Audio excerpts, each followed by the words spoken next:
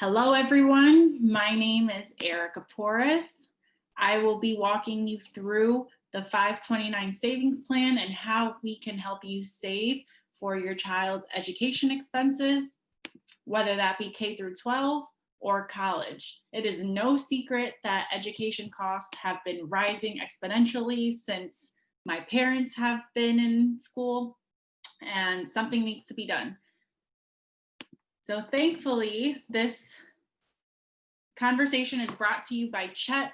Chet is the 529 savings plans for the state of Connecticut. If you are not from Connecticut and you're from another part of the country, it might be called something different, but the overarching name is a 529 savings plan. So what is a 529 savings plan? A 529 savings plan is essentially a tax advantage plan savings, and it's designed to encourage you to help save for those future education expenses that you will endure. Not everyone's blessed to receive a full tuition scholarship, whether that be merit-based or sport-based or any other form, but so many students across the US are facing increased costs and don't always necessarily have the funds to afford that education. And we want everyone to receive a valuable and quality education. So these are ways and steps that you can take in order to ensure that the costs can be covered. So how does a 529 savings plan work? It's a separate savings account in which the funds in the account are contributed to by the account owner. So that would be you, and it gets invested over time. And as a result, the account balance in that 529 plan grows. I'm going to go ahead and share my screen with you all so that you can see a PDF that I put together that summarizes it very well. Here we go.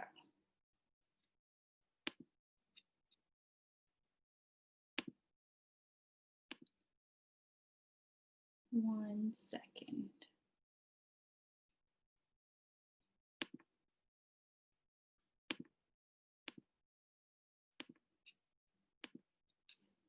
Well, maybe not, but essentially there's qualified expenses in your 529 savings plan. So unlike a retirement savings plan or a money market account in which you have invested assets in, you can't necessarily freely spend the money as you choose. You have to spend the money on education expenses.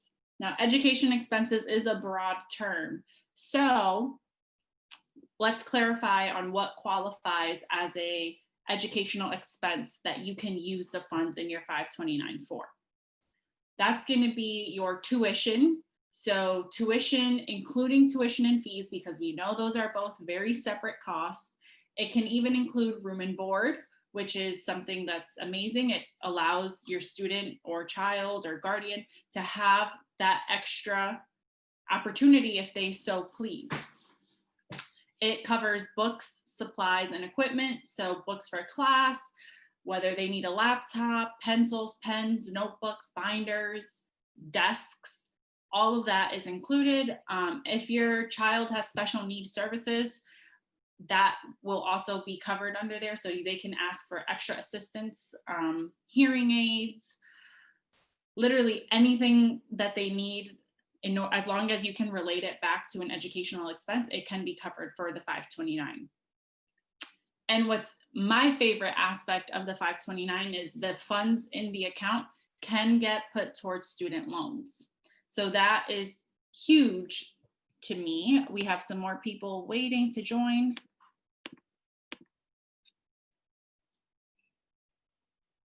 Hello, everyone. We just started going over what a 529 is and what are qualified expenses and how you can use the money in your 529. I briefly discussed that a 529 promotes saving for future education expenses for either K through 12 or college expenses, but the funds in the account can only be used for those educational expenses. So to quickly summarize, those educational expenses will include tuition and fees, books, supplies, and equipment, any special needs services, room and board, so long as the student is at least half time at the school, and the funds in the account can go towards student loan payments, which is huge. If you guys have questions at any time, please feel free to stop me. I want this conversation to be as interactive as possible. If you have a 529 and you're saving already, please feel free to share your experiences. I don't want this to be just me talking at you, because the most valuable conversations happen in between people sharing their experiences. However, so some people might say, hey, Erika, why can't I just save $100 out of my paycheck every week and save on my own? Why do I have to have this 529? What's the purpose? What's the benefit? There are tax benefits when having a 529 savings plan. Again, in Connecticut, it's referred to as CHET. However, if you're from another state, it might be referred to as something else. So I encourage that you look it up and research a little bit more. But some of the tax benefits are that your contributions will lower your taxable income. And if you're contributing enough, it can even lower your tax bracket. And therefore, you'll have less income tax.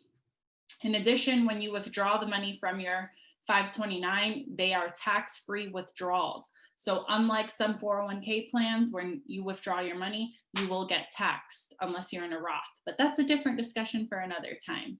These withdrawals for your 529 will be tax-free, so long as you use them on educational expenses for either secondary, elementary school, or anything else. In addition, your earnings will grow tax-free. So one of the benefits of the 529 plan is that the earnings grow over a period of time. So the longer your money is invested, the more time your money has to grow, and therefore you're experiencing that greater tax benefit. You will lose some of those potential benefits if you decide to withdraw money from your 529 plan account within a short period of time after it's contributed. But that's just the law of investment. The more time your money's invested, the longer it has to grow. You can also choose what funds you are investing your money in, so you feel free to be as risky or as conservative as you want with your investments. Is there any questions that anyone has thus far about 529 plans? If you're invested in a 529 plan right now, anything that I can assist you guys with specifically?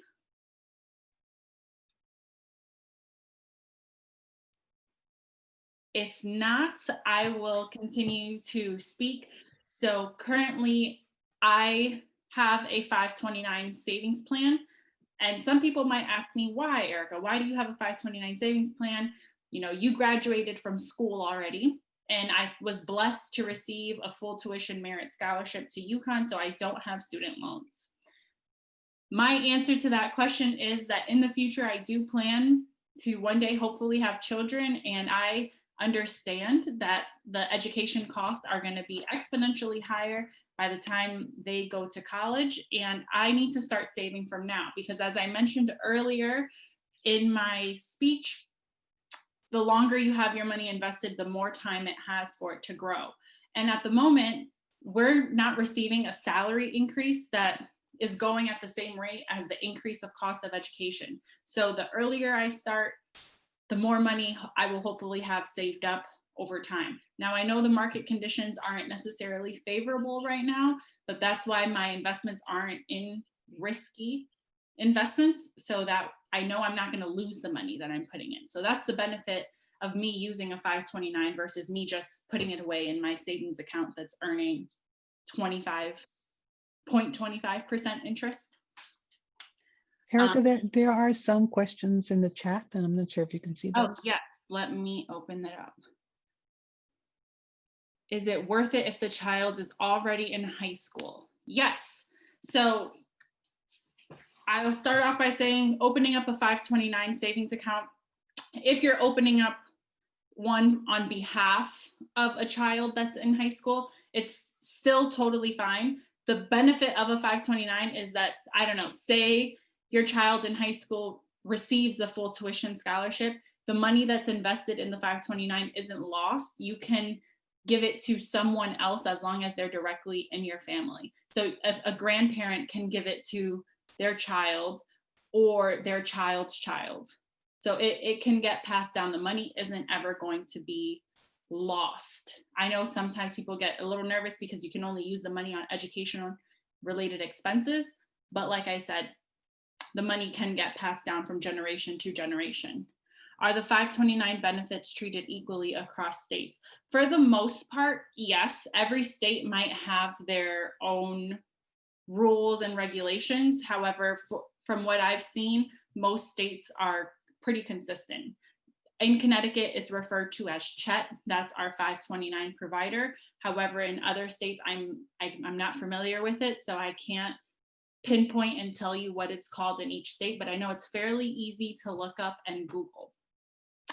How would you go about setting up a 529 account? So you will go directly to the CHET website, and it's super easy. You can set up an account usually within less than 30 minutes. It might take longer if you don't know your bank account and your routing number and setting up the direct deposit and all of that, but it's normally a very simple process that takes 30 minutes, but it can greatly impact your life in the next 30 years, or your child's life, or your child's life. Perfect. Do you need the social security numbers of the beneficiaries to set up? I would believe so. I'm not 100% sure on that one, but I know for me personally, whether it's life insurance, 401ks, for any beneficiaries that I'm putting on my accounts, I do need to have their social security numbers, their names, and their date of birth. Does the 529 savings plan depend on investments that can plummet, causing you to lose money? So typically you control the investments that are in. There's a fund lineup that is provided that will have different funds that have different risk levels based off your risk tolerance. You can decide how risky or not risky you want to be. So if you want to put your money in a fund that mirrors the US Treasury, your money has very little chance to get lost, but at the same time, because there's less risk, it doesn't have as much opportunity to truly grow. But it's still better than having it in your savings account where you're gaining maybe less than 2.2%, so to say. But whatever your risk tolerance is will eventually determine that. Does the 529 contributions go towards the annual gifting of the maximum amount allowed? No. So the 529's contributions aren't considered a gift.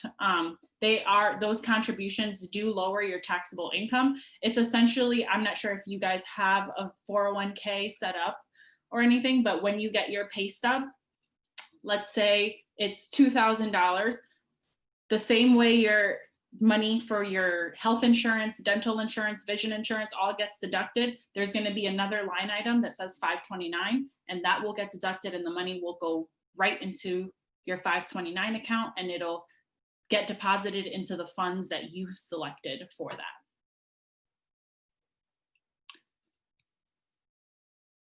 These are really good questions. I'm happy, you guys. I'm here to help. If there's still any parts of the 529 that you want to get a little bit more in depth on, and we don't get a chance to cover it in this environment, please feel free to add me on LinkedIn. My name is Erika Porras, and I'll be more than happy to discuss further with you guys on any finance related questions. I'm currently a graduate from the University of Connecticut with my degree in healthcare management and finance, and I am working for a financial institution and am a part of the finance leadership development program. So I'm here to help as much as I can, but let's see, we have one more question. What's the benefit of having a 529 versus other investments? So it's definitely beneficial to have a 529 and other investments.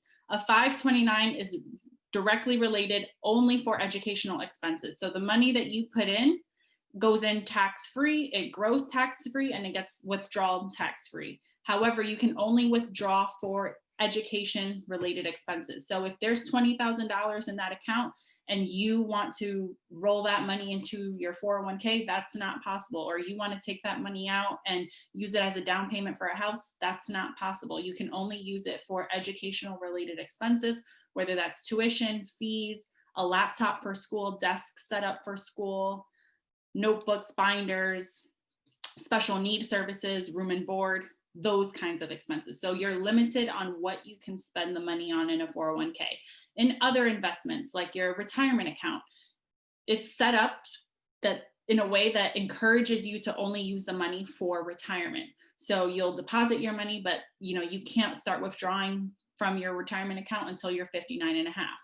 So that's the way they're similar. There's other ways that you can invest that don't necessarily have those restrictions, but they're totally different. So I definitely encourage everyone to invest their money over time, because it allows your money to work for you, and it allows your money to grow over time and increase your wealth.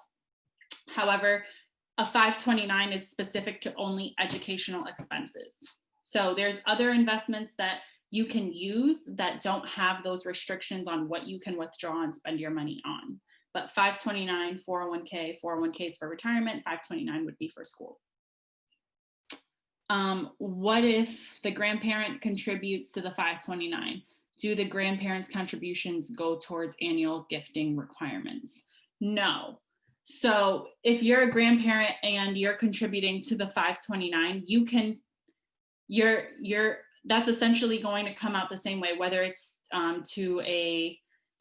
whether the money's getting taken out of your Social Security check, or if you yourself are contributing into the fund personally, it will not go into the gifting requirements. Let's see. Can everyone hear the next presenter setting up? I'm not sure what you mean by that, but I hope you guys all can hear me. If you can't hear me, please let me know. Let's see. I think that is all for, we have a few people waiting to get in the room. So yes, as I mentioned before, it's no secret that college is getting so expensive. And for that matter, I encourage everyone to set up a 529, because we can't just rely on our leaders to determine what's going to happen with school expenses. Some people might say, we eventually might have college for free in the future, but are you going to go off an if, or are you going to prepare and ensure that your child can have access to a quality education in life? Because education truthfully is the key to success, and the more you learn, the better quality of an education you have, the more prepared you are, and the more well-rounded you will be to achieve success in life in whatever avenue it is you desire. So thank you so much for everyone that joined me today. Like I mentioned before, feel free to ask me questions on LinkedIn. Thank you.